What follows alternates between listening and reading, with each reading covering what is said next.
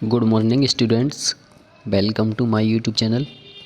तो जिनका NTPC CBT 2 और ग्रुप डी लेवल 1 का एग्ज़ाम होने वाला है, तो उनके लिए एक नया बैच लेकर आया हूँ मैं, साइंस स्पेशल का।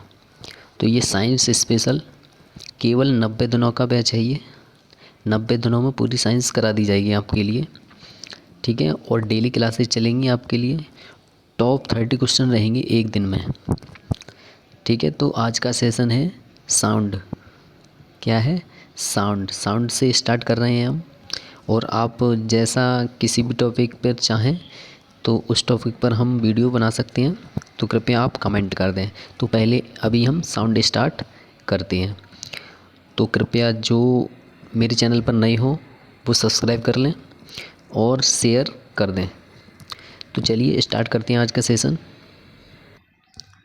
आज का पहला प्रश्न है, ध्वनि तरंगों की प्रकृति होती है। देखिए, इन क्वेश्चनों को हम थोड़ा फास्ट कराएंगे क्योंकि 30 क्वेश्चन लेकर चलने वाले हैं हम। तो एक क्लास में 30 क्वेश्चन रहा करेंगे डेली क्लासेज में। तो इसका राइट आंसर क्या हो जाएगा? अनुदैर्घ्य तरंगें। इसके बारे में व्याख्या कर लेते हैं। ध्वनि तरंगों की प्रकृति अनुदैर्घ्य इसलिए होती है क्योंकि इन तरंगों में माध्यम के कणों का विस्थापन विक्षोभ के संचरण की दिशा के समांतर होता है। कण एक स्थान से दूसरे स्थान तक गति नहीं करते बल्कि अपनी विराम अवस्था से आगे पीछे दोलन करते हैं, क्योंकि ध्वनि तरंगें इसी प्रकार संचरित होती हैं। तो चलिए नेक्स्ट क्वेश्चन देखते हैं। अब हमारा नेक्स्ट क्वेश्चन है, निम्न में से कौन सा कथन ध्वनि तरंगों के लिए सत्य है? तो इसका राइट आंसर क्या हो जाएगा? 0 डिग्री सेंटीग्रेड पर इनकी चाल 332 मीटर पर सेकंड होती है। अगर तापमान 0 डिग्री रहता है तो इनकी चाल कितनी रहेगी? 332 मीटर प्रति सेकंड, हवा की रफ्तार के समान। चलिए नेक्स्ट क्वेश्चन देखते हैं। अब हमारा नेक्स्ट क्वेश्चन है, अवश्रव्य तरंगों की आवृत्ति कितनी होती है? देखिए, तरंगें 3 प्रकार की होती हैं, एक अवश्रव्य और दूसरी श्रव्य और तीसरी पराश्रव्य, ठीक है।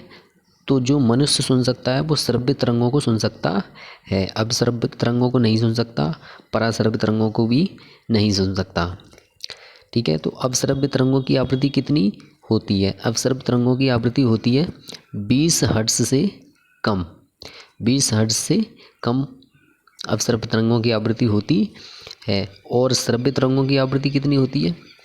20 हर्ट्ज से 20,000 हर्ट्ज तक। कितनी?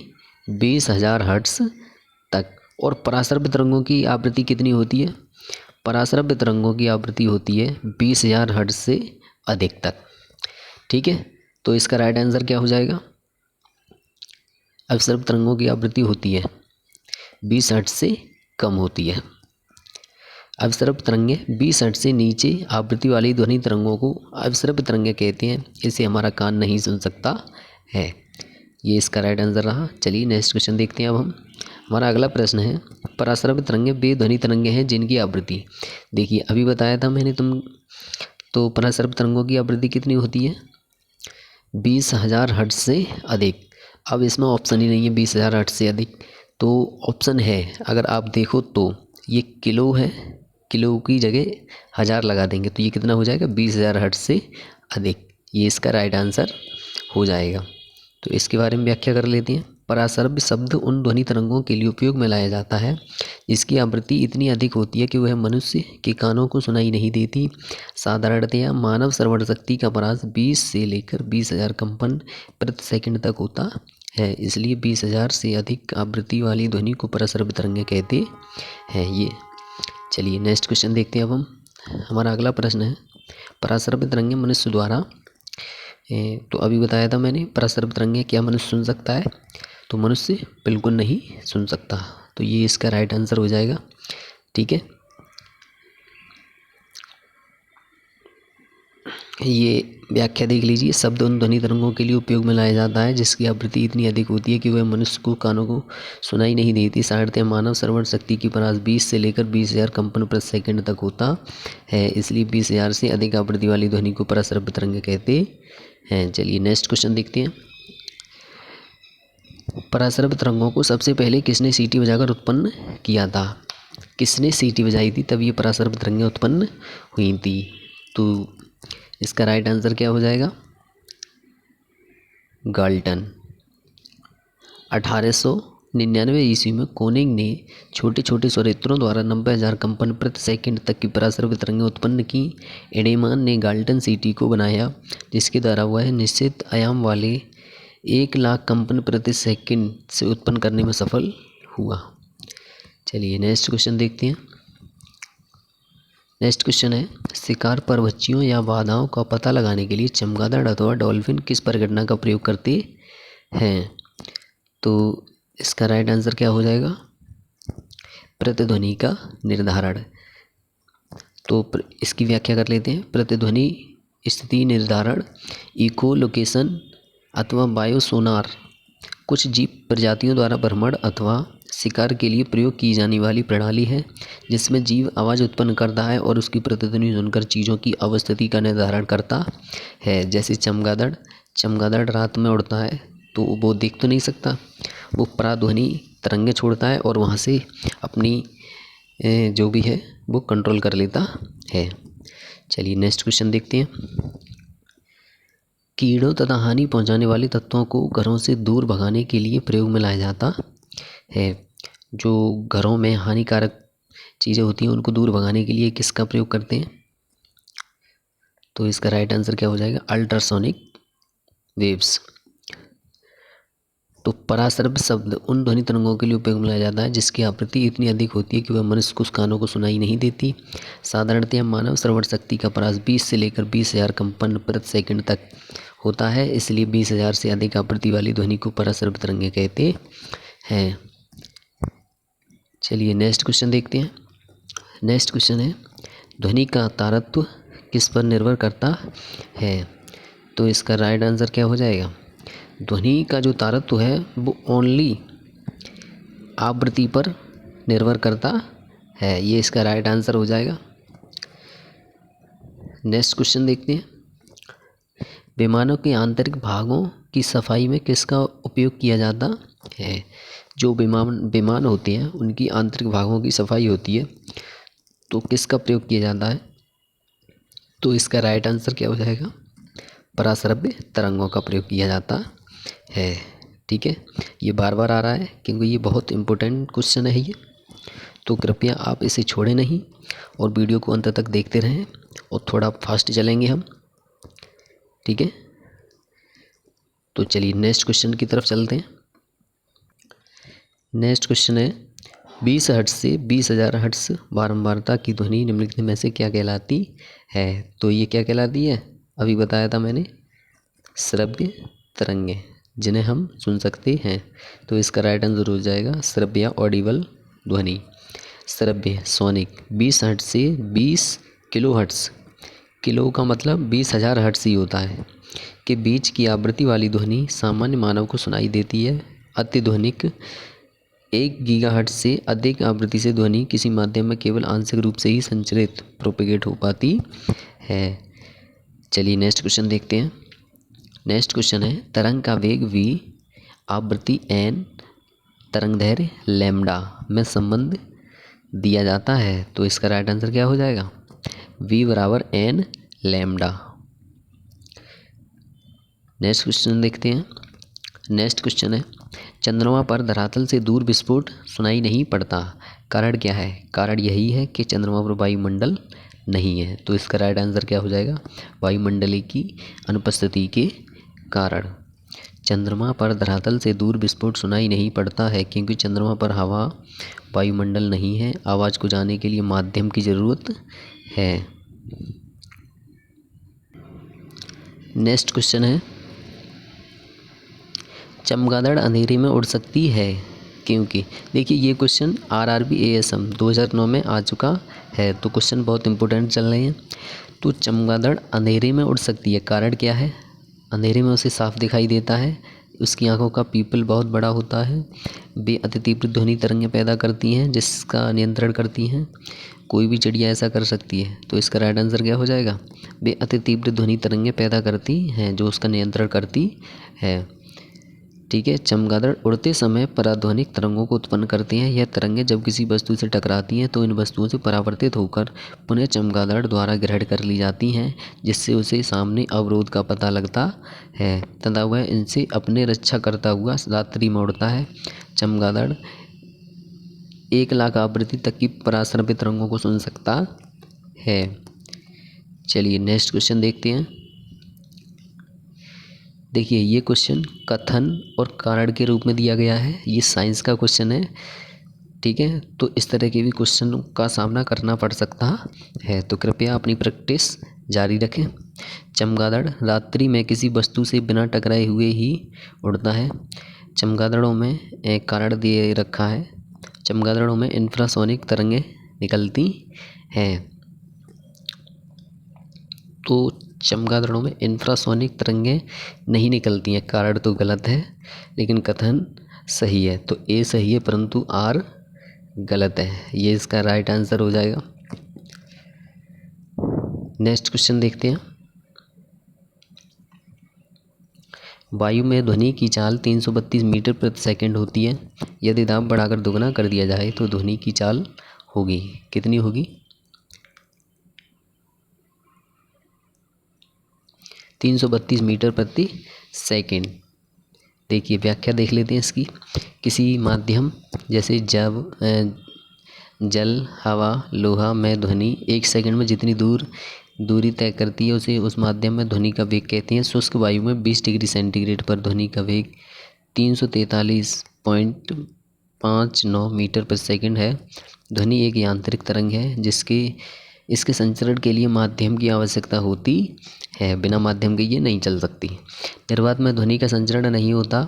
वायु में ध्वनि का संचरण एक अनुदैर्ध्य तरंगें लॉन्गिट्यूडनल वेव के रूप में होता है। अलग अलग माध्यमों में ध्वनि का वेग अलग अलग होता है। 0 डिग्री सेंटीग्रेड पर ध्वनि का वेग 332 मीटर प्रति सेकंड होता है। नेक्स्ट क्वेश्चन है, निम्न द्रव्यों में से ध्वनि सबसे तेज यात्रा करती है। तो ध्वनि सबसे तेज यात्रा किस में करती है? अगर इन ऑप्शनों को देखा जाए तो इसका राइट आंसर क्या हो जाएगा? स्टील में। ध्वनि तरंगें हवा की तुलना में स्टील के माध्यम से 17 गुना तेजी से यात्रा करती हैं।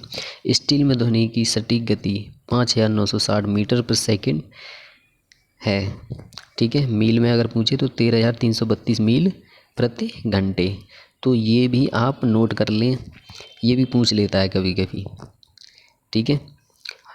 क्योंकि अगर एक क्वेश्चन अगर छूट गया तुम्हारा तो तुम्हारी पूरी लाइफ बर्बाद कर सकता है। चलिए नेक्स्ट क्वेश्चन है, बादलों की बिजली की चमक के काफ़ी समय बाद बादलों की गर्जन सुनाई देती है, इसका कारण है? बिजली की चमक पहले दिखाई देती है और गर्जन बाद में सुनाई देती है, कारण क्या है? प्रकाश की चाल ध्वनि की चाल में बहुत अधिक है, ये इसका राइट आंसर हो जाएगा। वास्तव में हवा में प्रवाहित विद्युत धारा से बहुत अधिक गर्मी पैदा होती है। हवा में गर्मी आने से यह अत्यधिक तेज़ी से फैलती है और इसके लाखों करोड़ों अणु आपस में टकराती हैं। इन अणुओं के आपस में टकराने से ही गरज की आवाज़ उत्पन्न होती है। प्रकाश की गति अधिक होने से बिजली की चमक हमें पहले दिखाई देती है। ध्वनि की गति प्रकाश की गति से कम होने के कारण बादलों की गरज हम देर से पहुंचती है, ठीक है। नेक्स्ट क्वेश्चन है, वायु में ध्वनि का वेग है लगभग कितना होता है? वायु में ध्वनि का वेग तो 332 मीटर प्रति सेकंड। किसी माध्यम हवा, जल, लोहा में ध्वनि प्रति सेकंड में जितनी दूरी तय करती है उस माध्यम में ध्वनि की चाल कहते हैं। वायु में ध्वनि की चाल लगभग 332 मीटर प्रति सेकंड है। ठोस में ध्वनि की चाल सबसे अधिक तथा निर्वात में सबसे कम चाल होती है। वायु की आर्द्रता बढ़ने से उसमें ध्वनि का वेग बढ़ जाता है। ध्वनि के वेग पर दाब का कोई प्रभाव नहीं पड़ता। ध्वनि की तीव्रता मापने की इकाई डेसिबल है, ये आप नोट कर लें। नेक्स्ट क्वेश्चन है, ध्वनि तरंगें सर्वाधिक तीव्र गति से चलती हैं, तो सबसे अधिक तेज किस में चलती हैं? तो इसका राइट आंसर क्या हो जाएगा? ठोसों में। किसी माध्यम हवा, जल, लोहा में ध्वनि प्रति सेकंड से जितनी दूरी तय करती है उसे उस माध्यम में ध्वनि की चाल कहते हैं। ये लाइन बहुत इम्पोर्टेंट है, इसे आप नोट कर लें। वायु में ध्वनि की चाल लगभग 332 मीटर पर सेकंड है। ठोस में ध्वनि की चाल सबसे अधिक तथा निर्वात में सबसे कम चाल होती है। ध्वनि का वेग भिन्न भिन्न माध्यमों में होता है।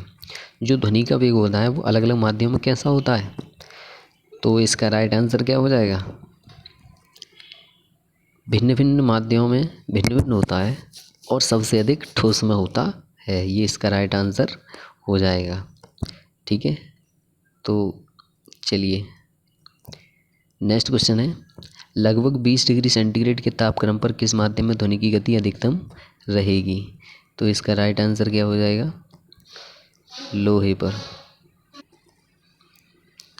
विभिन्न माध्यमों में ध्वनि की गति भिन्न होती है। किसी माध्यम में ध्वनि की चाल माध्यम की प्रत्यास्थता का घनत्व पर निर्भर करती है। ध्वनि की चाल सबसे अधिक ठोस में, उसके बाद द्रव में और उसके बाद गैस में होती है। ताप के बढ़ने से ध्वनि की गति बढ़ जाती है। 0 डिग्री सेंटीग्रेड तापमान पर ठोस लोहे में ध्वनि की गति 5100 मीटर पर सेकंड होती है। अतः 20 डिग्री सेंटीग्रेड तापक्रम पर लोहे में ध्वनि की चाल 5100 मीटर पर सेकंड से भी अधिक होगी। नेक्स्ट क्वेश्चन है, निम्न में से कौन सा एक कथन सही नहीं है? तो इसका राइट आंसर क्या हो जाएगा? आर्द्रता के बढ़ने पर वायु में ध्वनि का वेग कम हो जाता है, जबकि आर्द्रता अगर बढ़ती है तो ध्वनि का वेग भी बढ़ता है। इसलिए ये क्वेश्चन ये कथन गलत है। नेक्स्ट क्वेश्चन है, अभी इसकी व्याख्या देख लेते हैं। आर्द्रता के बढ़ने पर वायु में ध्वनि वेग कम हो जाता है। ध्वनि के वेग पर दाब का कोई प्रभाव नहीं पड़ता। ताप में वृद्धि के साथ घनत्व में कमी आती है, परिणाम स्वरूप ध्वनि के वेग में वृद्धि होती है। इसी कारण आर्द्र वायु में ध्वनि का वेग शुष्क वायु की तुलना में अधिक होता है। ध्वनि के वेग के विपरीत दिशा में चल रहे वायु के कारण भी ध्वनि के वेग में ह्रास होता है। जैसे अगर आप देखते होंगे बारिश के बाद अगर रेलगाड़ी हॉर्न देती है तो उसकी आवाज़ बहुत दूर तक जाती है। नेक्स्ट क्वेश्चन है, वायु में ध्वनि का वेग कितना होता है, कैसा होता है? तो तापमान के घटने से घटता है ध्वनि का वेग। ध्वनि की गति तापमान के समानुपाती होती है। 1 डिग्री सेंटीग्रेड तापमान के बढ़ने से ध्वनि का वेग 0.61 मीटर पर सेकंड बढ़ जाता है। नेक्स्ट क्वेश्चन है, ये भी कथन और कारण के रूप में दिया गया है। रेलगाड़ी के इंजन से निकली भाप पहले दिखाई पड़ती है और सीटी के बाद सुनाई पड़ती है। मतलब सीटी की आवाज़ बाद में सुनाई पड़ती है और भाप पहले दिखाई पड़ती है। प्रकाश तरंगों की चाल की तुलना में ध्वनि तरंगों की चाल बहुत कम होती है। ये कथन बिल्कुल राइट है इसके अनुसार। तो इसका राइट आंसर क्या हो जाएगा? ए एवं आर दोनों सही हैं। आर ए का सही स्पष्टीकरण है। नेक्स्ट क्वेश्चन देखते हैं, पराध्वनिक विमान उड़ते हैं, कितनी चाल से उड़ते हैं? ध्वनि की चाल से अधिक चाल से। पराध्वनिक विमान सुपरसोनिक एयरक्राफ्ट उन विमानों को कहते हैं जो ध्वनि के वेग से भी अधिक वेग से उड़ सकती हैं। ऐसे विमानों का विकास 20वीं सदी के उत्तरार्ध में हुआ। इनका उपयोग प्राय अनुसंधान एवं सैनिक उपयोगों के लिए हुआ है।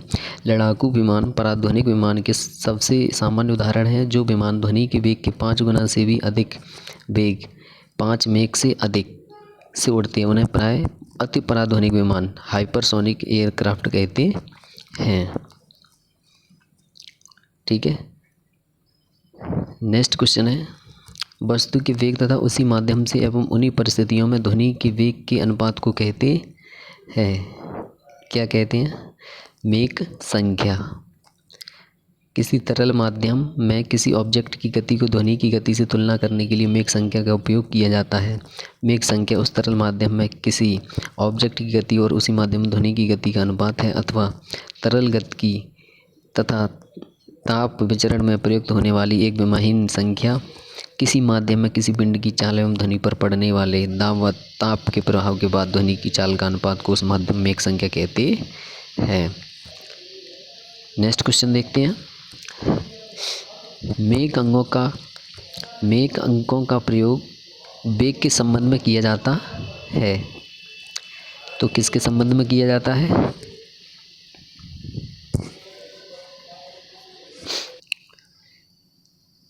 इसका राइट आंसर हो जाएगा वायुयान के।